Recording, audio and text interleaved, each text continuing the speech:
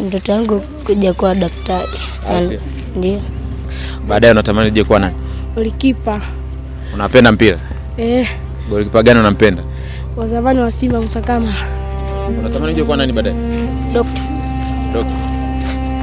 Kweli? Ndio. Unasoma masomo gani unayopenda sana shule? Hisabati na sayansi.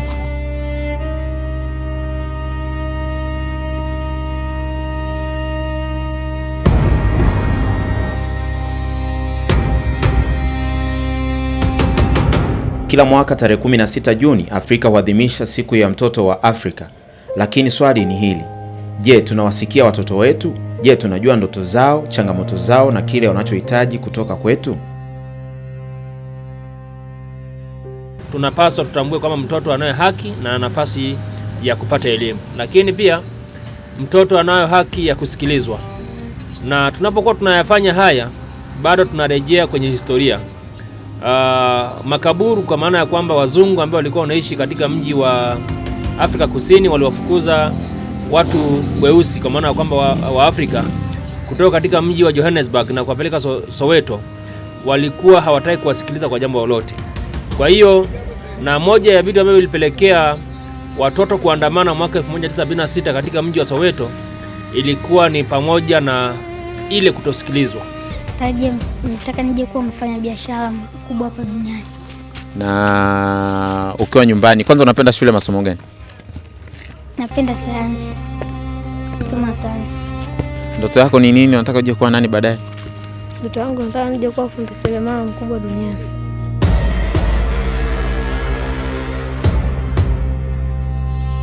Siku hii ilianzishwa kuwakumbuka watoto wa Soweto nchini Afrika Kusini mwaka 1976 waliopaza sauti kudai haki ya elimu bora. Leo, miaka mingi baadaye, watoto wa Afrika bado wanahitaji kusikilizwa na kulindwa zaidi.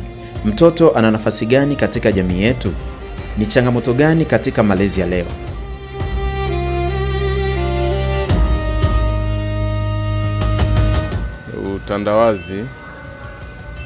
Utandawazi unachukua sehemu kubwa sana ya wazazi kushindwa kuwalea watoto wao vizuri, na muda mwingi wazazi hawawi na watoto wao. Watoto wanaachwa, yani watoto wanajilea wenyewe. Kwa hiyo anaokota kile ambacho anakipata kiurahisi zaidi. Lakini kingine ni kuachwa kwa mila na desturi zetu za Kitanzania. Zamani tulikuwa tunalelewa kwa mila na desturi za Kitanzania kwamba mtoto alikuwa tu sio wa mzazi wake yeye, mtoto ni wa wote. Lakini sasa hivi mtoto ni wa mzazi wake tu. Anakuwa anakuona wewe mzazi ni kama wewe ufai kabisa. Ameshakuwa hapo sasa manake au akiwa mdogo? Ameshakuwa. Unaona Sasa ile changamoto ndio wazazi tunapata kubwa zaidi. Kwa sababu mtoto unapomfundisha inatakiwa akusikie. Lakini sasa wakati mwingine mtoto hata wewe mwenyewe unaanza kuona machungu, kwa nini huyu mtoto asinielewe ninavyomfundisha? Mimi nafikiri ni makundi. Kwa sababu mtoto tayari akishajiunga na makundi ambayo hayastahili. Kwa hiyo sasa anajifunza mambo mengine ambayo ni magumu kidogo. Tabia nyingine tu za ovyo ovyo. Malezi ni jukumu la familia na jamii kwa pamoja. Mtoto anapaswa kupewa elimu, ulinzi na nafasi ya kuzungumza. Tunajenga Afrika bora ya kesho.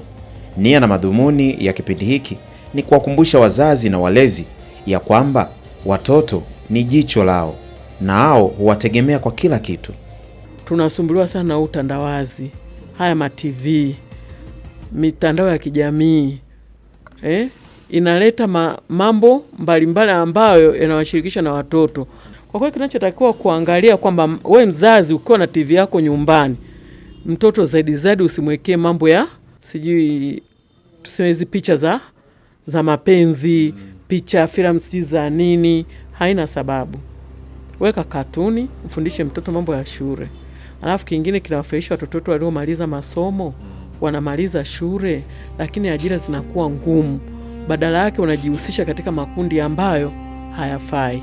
Unakuta wengi wanavuta mabange, wanafanya mtoto tayari anakuwa ameharibika. Tunachoshauri serikali iwape kipaumbele vijana wa jinsia zote, kuwapa nini ajira. Na vingine pia na hii miziki inaharibu utamaduni wa Tanzania wa vijana wetu, hususani wa vijana wa kike. Mavazi wanayovaa hayafai kwenye bendi zao. Dili ya vijana ni hivi vyombo vya habari, hasa waandishi wa habari. Hawa wapiga picha ndio hususa wanaoharibu wa kwanza kuharibu vijana wetu. Kama nyinyi. Teknolojia imekuwa ni changamoto kubwa sana ambayo inaathiri familia nyingi, hususan kwa watoto wetu. Badala ya mzazi kukaa na mtoto wake amsikilize, ajue ana mahitaji gani na aweze kumsaidia, mzazi pengine anakuwa yuko busy na teknolojia, yuko mitandaoni, yuko anaangalia movie, anaangalia nini. Lakini pia pengine mtoto alitakiwa atumie nafasi hiyo kukaa na mzazi wake aweze kusaidiwa baadhi ya mambo na kuelekeza mambo ya msingi. Mtoto yule anakuwa anatumia muda mrefu kuingia mitandaoni, kupoteza muda kwenye movie na nini. Kwa hiyo ukiangalia akienda hata nyumbani, badala ya kuhudumia watoto nakuta kwamba anakuwa busy na simu, anashindwa kupika. Na tunarejea kwenye ule msemo ambao unasema kwamba zamani mwanamke alikuwa anaamka asubuhi anawasha jiko, lakini sasa hivi mwanamke anaamka asubuhi anawasha data. Siku ya mtoto wa Afrika ikiandaliwa vizuri na kupewa maana yake, italeta manufaa kwa jamii inayozunguka. Mimi ni Evidence Dayansi. Itigi TV, furaha yetu, tufike pamoja.